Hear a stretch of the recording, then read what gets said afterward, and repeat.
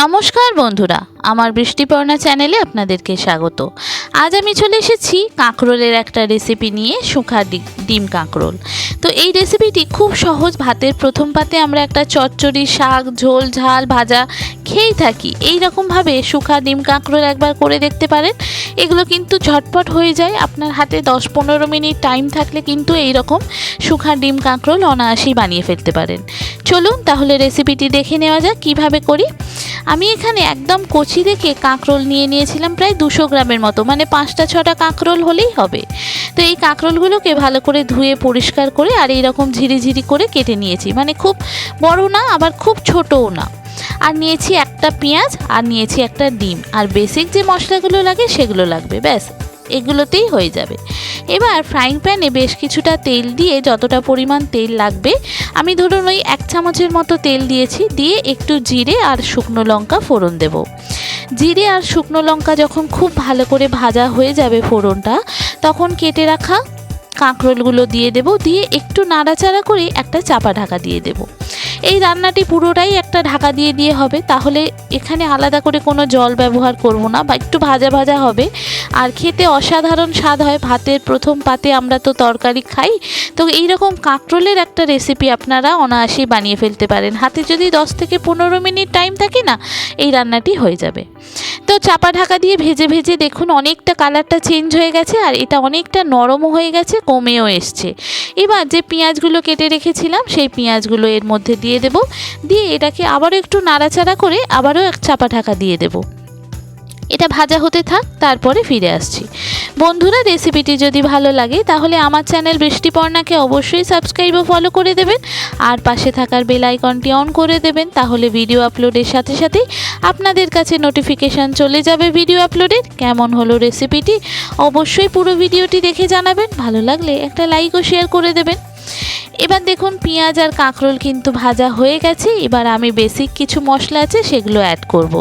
যেমন ধরুন সামান্য একটু আদা দিয়েছি, সামান্য স্বাদ মতো নুন দিয়েছি,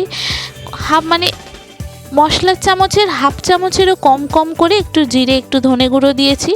লঙ্কাটা যেরম ঝাল খাবেন সেই বুঝে লঙ্কাটা, আর সামান্য একটু হলুদ, আর একটু চিনি দিয়েছি যাতে ঝাল আর নুনের ব্যালেন্সটা ঠিক থাকে।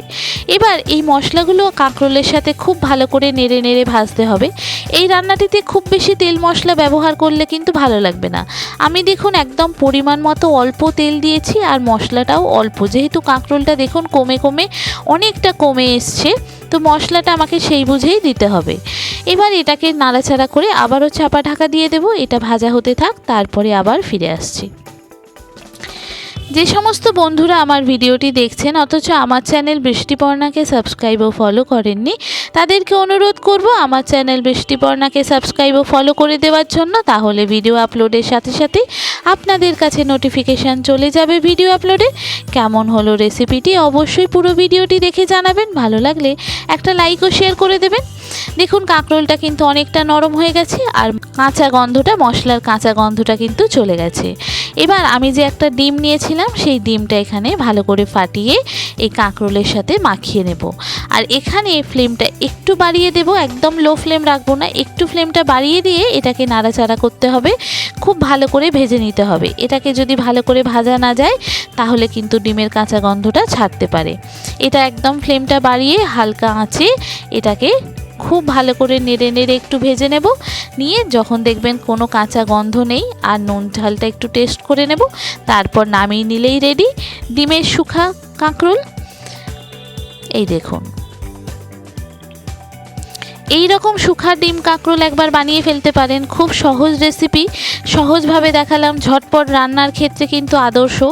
আপনি হয়তো রান্না করার সময় পাচ্ছেন না, কাঁকরোল বাড়িতে আছে, একটা ডিম দিয়ে এই রকমভাবে শুখা ডিম কাঁকরোল অনায়াসেই কিন্তু বানিয়ে ফেলতে পারেন। সহজ রেসিপি, সহজভাবে দেখালাম। পুরো ভিডিওটি দেখে আমাকে জানাবেন কেমন লাগলো। ভালো লাগলে একটা লাইক ও শেয়ার করে দেবেন। আর নতুন যারা দেখছেন আমার চ্যানেল বৃষ্টিপর্ণা, অবশ্যই সাবস্ক্রাইব ও ফলো করে পাশে থাকবেন।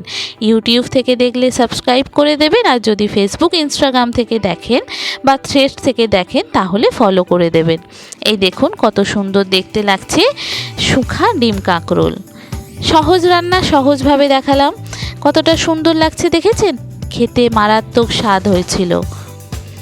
কাঁকরোলটা কিন্তু পুরোটাই আপনাদেরকে ভেজে একদম সিদ্ধ হয়ে যেতে হবে চাপা ঢাকা দিয়ে দিয়ে। আর আলাদা করে এখানে কোনো জল ব্যবহার হবে না, ভাপের জলেই সিদ্ধ হবে। আর এই রান্নাটি এই রকম শুখা শুখাই হবে, সে কারণেই নাম হচ্ছে শুখা ডিম কাঁকরোল। একবার ট্রাই করুন, একবার খেলে মনে হবে খুব সহজ রেসিপি, বারবার এইভাবেই খাই।